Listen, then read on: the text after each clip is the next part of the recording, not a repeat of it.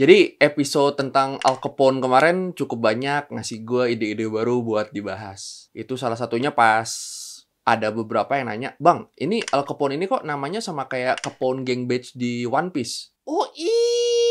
Bisa-bisanya fakta yang udah jelas kayak gini nih lupa gue masukin. Kan emang Capone Gang Badge itu inspirasinya dari Al Capone. Tapi itu bikin gue kepikiran buat ngangkat orang-orang yang jadi inspirasi karakter-karakter di One Piece. Ya, nggak cuma karakter sih, nanti kan tempat juga bisa. Ya, kita lihatlah ke depannya gimana. Nah, karena pilihannya banyak, gue jadi bingung nih siapa dulu yang mau gue angkat buat pertama ini. Apa kakek-kakek botak di Gorose yang mirip Mahatma Gandhi, ada juga yang mirip Mikhail Gorbachev, Michel Polnareff, bahkan ada juga yang mirip sama Ace.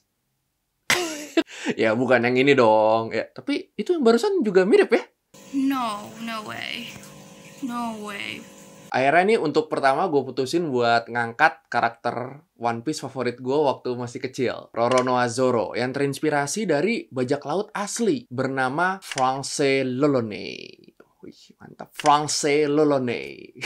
Aksen Prancis gue mantep banget ya, seksi. Tulisannya Thierry Henry, gue nggak bisa, gue baca Thierry Henry. Didier Deschamps, nggak bisa gue. Didier Deschamps, Robert Piré. Kebayang gak lo itu orang Prancis kali dahaknya ngumpul sini semua ya?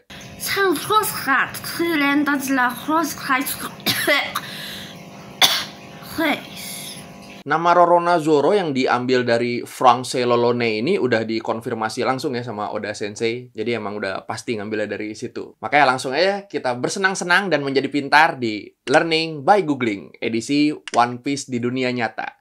Asekero yume wo!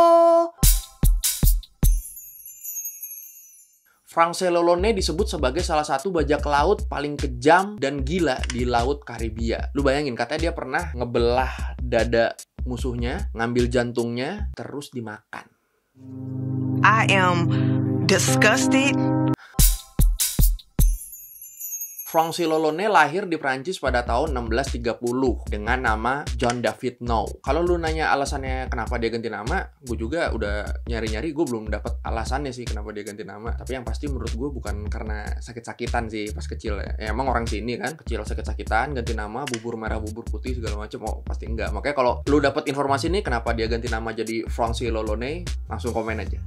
What is your real name? Lolonais pertama kali tiba di Laut Karibia pada tahun 1650-an. Waktu itu dia kerja sebagai pelayan kuli kontrak. Sayangnya tahun 1660 perbudakan kan selesai itu di sana. Jadi dia nganggur doi. Mulai deh dia tuh berkeliaran dari satu pulau ke pulau lain sebelum akhirnya dia tiba di Saint-Domingue, dan di sana dia mutusin buat menjadi seorang bajak laut. Asekero yume wo! Lolonais ini kebanyakan ngehajar kapal-kapal yang ngirim supply dari Spanyol Hindia Barat sama Spanyol Utama. Jadi kalau itu Spanyol banyak ya, ada jajahannya kan, gitulah, ngerti kan ya maksudnya ya. Ada satu masa di karir bajak lautnya di mana Lolonais ini terdampar di pantai di daerah Meksiko.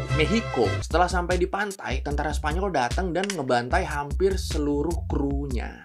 Dan Lolonais lolos dengan cara ngelumurin muka dan badannya dengan darah dari kru-krunya yang udah tewas. Terus dia sembunyi di tumpukan mayat-mayat krunya.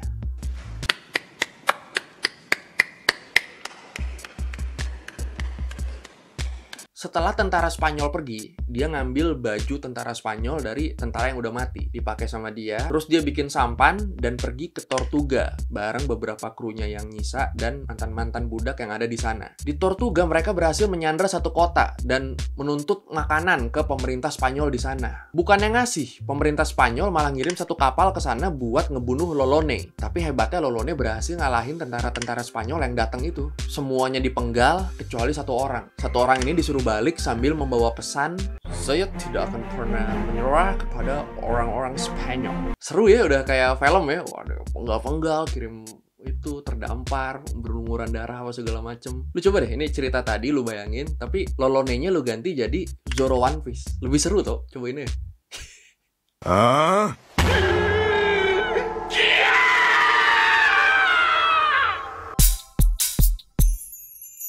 Jadi kelompok bajak laut Lolonais ini selalu berpindah-pindah kota. Dari Maracaibo ke Gibraltar, ke kota mana lagi, ke kota mana lagi. Dan yang pasti mereka tiap datang ke satu kota, mereka bakal ngebunuh, nyiksa, sama merkosa penduduk kota di sana.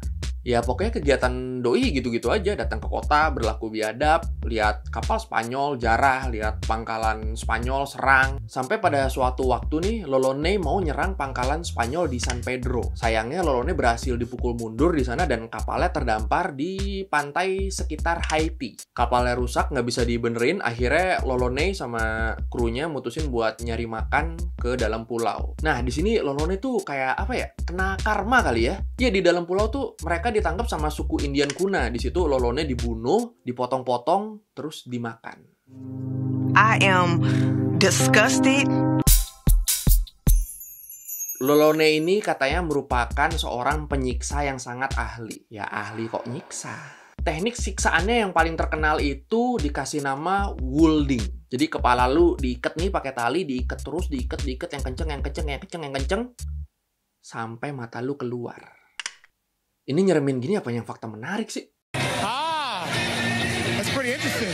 Oke, itu dia learning by googling edisi One Piece di dunia nyata yang pertama. Lu kalau ada ide mau request, coba karakter ini di dunia nyata kan ini, coba dibahas bang. Apa kalau nggak tempat ini kayak Pulau Jaya tuh kan katanya dari Papua yang gitu-gitu tuh boleh juga.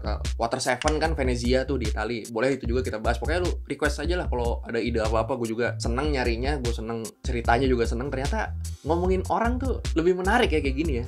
Ini masuknya gibah gak sih kayak gini kan? Orangnya nggak tahu kita omongin ya. Ya pokoknya gue tunggu komennya buat kita terus diskusi. Jadi thank you yang udah nonton. Jangan lupa like, share juga ke teman-teman lu, terutama yang suka One Piece. Bye.